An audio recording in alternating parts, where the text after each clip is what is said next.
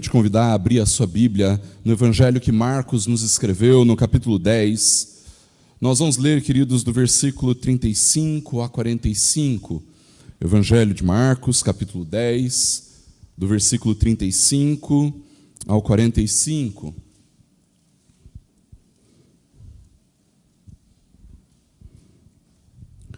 Evangelho conforme Marcos, capítulo 10, do versículo 35 ao 45, a palavra do Senhor nos diz assim: Então se aproximaram dele Tiago e João, filhos de Zebedeu, dizendo: Mestre, queremos que o Senhor nos conceda o que vamos pedir. E Jesus lhes perguntou: O que querem que eu lhes faça? Eles responderam: Permite-nos que na sua glória nos assentemos um à sua direita e o outro à sua esquerda. Mas Jesus lhes disse: Vocês não sabem o que estão pedindo. Será que podem beber o cálice que eu bebo, ou receber o batismo com que eu sou batizado? Eles responderam: Podemos. Então Jesus lhes disse: Vocês beberão o cálice que eu bebo e receberão o batismo com que eu sou batizado. Quanto a sentar à minha direita ou à minha esquerda, não me compete concedê-lo, pois é para aqueles a quem está preparado. Quando os outros 10 discípulos ouviram isso, começaram a ficar indignados com Tiago e João. Mas Jesus, chamando todos para junto de si, disse: Vocês sabem que os que são considerados governadores dos povos os dominam, e que os seus maiorais exercem autoridade sobre eles. Mas entre vocês não é assim.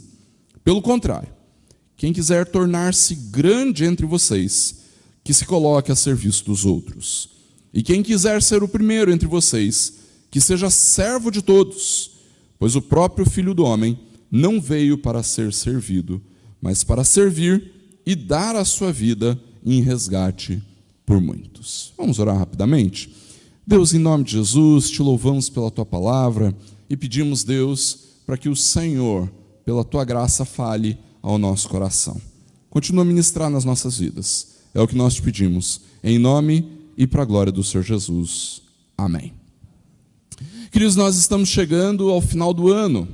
No próximo domingo, pela manhã, toda a igreja vai estar já reunida para a Assembleia Geral Ordinária, onde nós ouvimos os relatórios das sociedades internas e departamentos da igreja a respeito de tudo aquilo que nós fizemos durante o ano de 2023. E, logo mais à noite, no culto à noite, no dia 26, nós teremos a posse das novas diretorias que vão começar os seus trabalhos para o ano eclesiástico de 2024.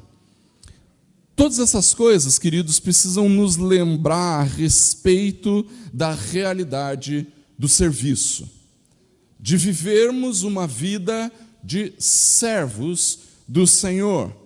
E nós podemos dizer, queridos, com clareza, que uma das características essenciais do discípulo de Cristo, do verdadeiro discípulo de Jesus, é a sua vida de serviço, é a sua disposição para servir. Me incomoda muito alguns irmãos que, e aí a palavra não existe outra mais leve, que por orgulho dizem assim: pastor, eu não vou fazer isso, porque eu não sei. Uai, mas se nós somos discípulos, nós estamos constantemente aprendendo. E uma vez que nós estamos constantemente aprendendo, como bons discípulos, nós aprendemos fazendo.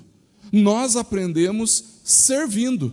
E ainda que você não saiba como realizar tal tarefa, ainda que você não saiba como fazer, desempenhar tal função, ainda assim a sua disposição precisava ser a mesma.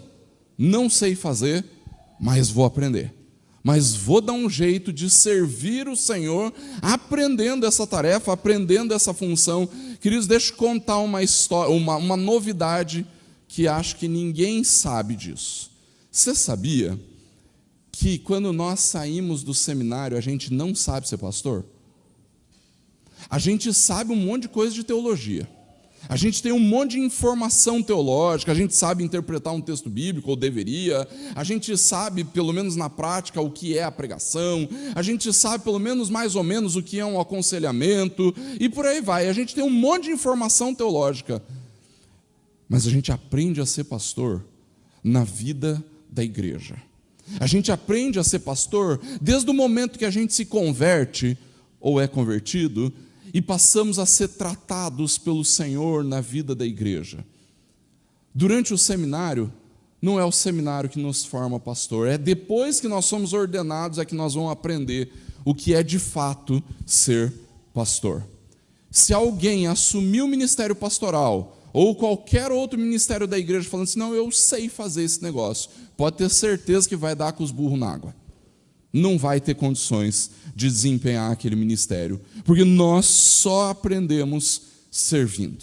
Quando nós olhamos para o texto em que nós encontramos aqui, queridos, depois de um ano inteiro de trabalho, ou então antes de um ano inteiro de trabalho começar, nós podemos olhar para esse texto e deixarmos-nos contaminar com o pensamento de Tiago e João, que é um pedido completamente incoerente, né? Você, com toda certeza, olharia para este pedido e, no mínimo, você acharia completamente estranho alguém dizendo assim, Jesus, eu quero que o Senhor conceda o que eu vou pedir. Não é engraçado isso? O que vocês querem? Nós queremos sentar um ao seu lado, um à direita, outro à esquerda, e então nós vamos ter ali um momento de glória, porque nós estaremos à frente de todo mundo. É um pedido completamente incoerente para um discípulo de Jesus, queridos. No entanto, infelizmente, nós temos as nossas semelhanças com Tiago e João em um certo sentido. Ainda que nenhum de nós tenha se chegado diante de Jesus e falado assim, Jesus, eu quero sentar à sua direita, eu quero sentar à sua esquerda, e isso não depende do seu posicionamento político, tá? Ainda assim, o tempo todo, queridos, há uma semelhança no nosso coração com Tiago e João que nós precisamos combater. A semelhança é de que, de alguma forma, queridos, nós esperamos alguma recompensa pela nossa dedicação, pelo nosso serviço, pela nossa expressão de fé. Nós esperamos alguma recompensa. Se não o sentar à direita ou à esquerda do Senhor, nós esperamos nem que seja uma vida boa, nem que seja alguma coisa que venha para nós, algum conforto que venha para nós, porque afinal nós estamos servindo o Senhor. Como que eu posso viver uma vida tão sofrida? Como é que eu posso não dar conta dos meus boletos? Como é que eu posso lutar com tantas enfermidades se eu estou servindo o Senhor? Às vezes, queridos, a nossa mente é tomada por essa ideia de que nós esperamos alguma recompensa pelo serviço que nós realizamos. E às vezes, essa recompensa é uma recompensa completamente equivocada. A recompensa que nós imaginamos da autoridade. Isso mostra, queridos, que muitas vezes o nosso coração é tomado por uma inversão de valores gigantesco. O que Tiago e João estavam expressando nesse pedido, queridos, era o desejo de exercer, demonstrar poder, demonstrar autoridade. Em outras palavras, queridos, eles gostavam de mandar. Eles não gostavam de ser líderes, eles não gostavam de ser autoridades. O que eles queriam era mandar. E existe muita gente na vida da igreja que às vezes assume cargos não pela disposição de servir, mas porque querem mandar, querem ordenar coisas, querem organizar as coisas, querem ser os responsáveis, estar em evidência para então eles terem alguma palavra de autoridade ou de peso na hora da mudança de algum rumo. A verdade, queridos, é que quando nós assumimos a liderança nesse pensamento, pode ter certeza que o nosso serviço vai ser infrutífero, vai ser ineficaz. Às vezes, queridos, nós nos deparamos com irmãos que colocam um Rev na frente do nome e acham que a partir do momento que eles têm um Rev, ponto, na frente do nome, eles acham que eles vão ser os manda-chuva da igreja. Às vezes, queridos, alguém que é eleito para o conselho da igreja e sem entender muito bem como as coisas funcionam dentro do conselho, acham que, quando eu for eleito, as coisas vão ser diferentes nessa igreja, viu? E quando ele chega lá, tem um choque de realidade e entende que não é bem assim. Às vezes, quando se torna diácono, fala assim, agora eu vou botar ordem nesse lugar. Olha que bagunça, não é possível que seja assim, etc., né? No entanto, quando assume a junta diaconal, percebe que é muito diferente disso. E assim acontece, queridos, em qualquer cargo, em qualquer função que você vá desempenhar na igreja. A verdade é que nós somos muito mais tratados pela vida da igreja do que tratamos e corrigimos a igreja. Não há uma recompensa tão imediata assim.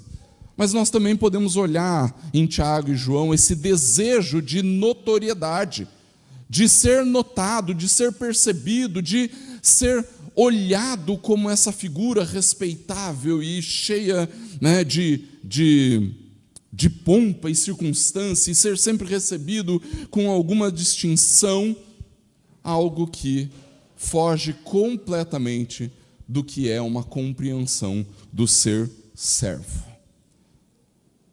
Isso é tanto verdade, que Jesus olha para os seus 2 discípulos, reúne todos os outros e diz: ainda que os governadores dominem sobre vocês, ainda que os principais maiorais sejam aqueles que exercem autoridade, não é assim entre vocês.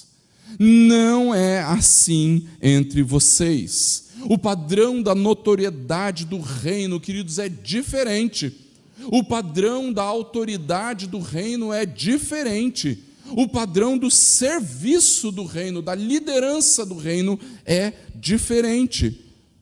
Na verdade, queridos, quando nós olhamos para esta verdade, nós descobrimos que no reino não existe esse tipo de notoriedade que às vezes nós almejamos.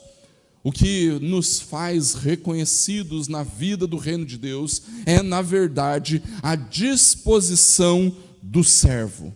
É o coração de servo. É isso que nos faz alcançar a liderança. É isso que deveria nos conduzir a liderar, governar, conduzir a um departamento, alguma sociedade interna da igreja. E tudo isso, porque quando nós olhamos para Jesus, queridos, é o que nós descobrimos nele.